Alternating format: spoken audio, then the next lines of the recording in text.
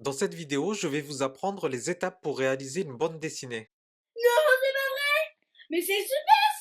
Avant de commencer, je tiens à préciser que les étapes que je vais vous montrer sont simplifiées. C'est cette méthode que j'utilise lorsque j'anime des ateliers en milieu scolaire, donc pas la peine de venir en commentaire pour m'écrire ce genre de trucs. Bon, vous êtes prêts? Alors prenez une feuille, un crayon, une gomme, un feutre noir, une règle, et on commence tout de suite avec la première étape. La première étape est la recherche du personnage principal. Ça peut être une fille, un garçon, un animal ou même une chaise de jardin si vous voulez. Salut l'équipe, ça biche! Moi, par exemple, il y a quelques années, j'ai sorti une BD dans laquelle le héros est une bouteille de ketchup.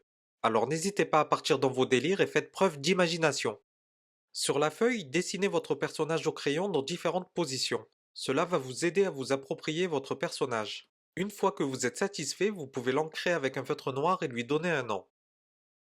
Votre personnage est prêt, on peut passer à la deuxième étape.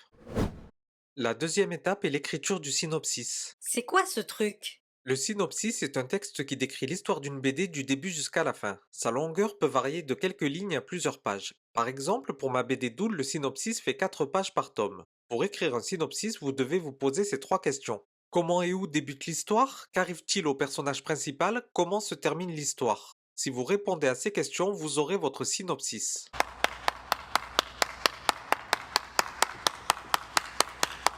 Attendez avant d'applaudir car c'est pas fini, il reste encore beaucoup de boulot. Maintenant, on passe à la troisième étape. La troisième étape est le scénario. Il sert à décrire précisément chaque case d'une BD, décor, action du ou des personnages représentés et dialogue. Voici la page 7 du scénario de ma BD Doute tome 2. Par exemple, on va se concentrer sur la case 4.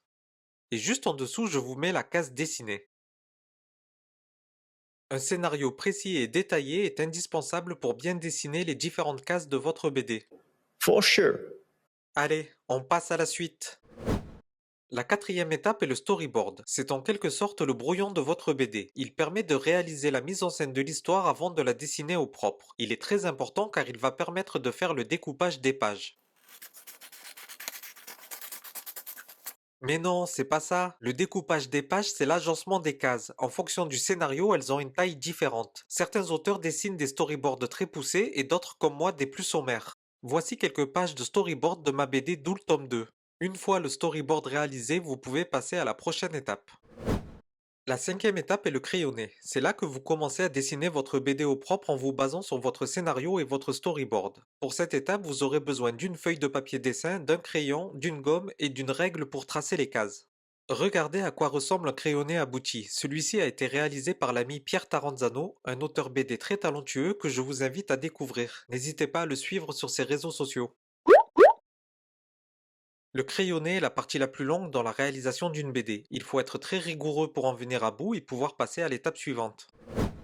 La sixième étape est l'ancrage. Moi, pour ancrer mes planches, j'utilise un feutre noir et une plume que je plonge dans de l'encre de Chine. Albert Uderzo, génie de la BD et dessinateur d'Astérix, a ancré ses planches au pinceau.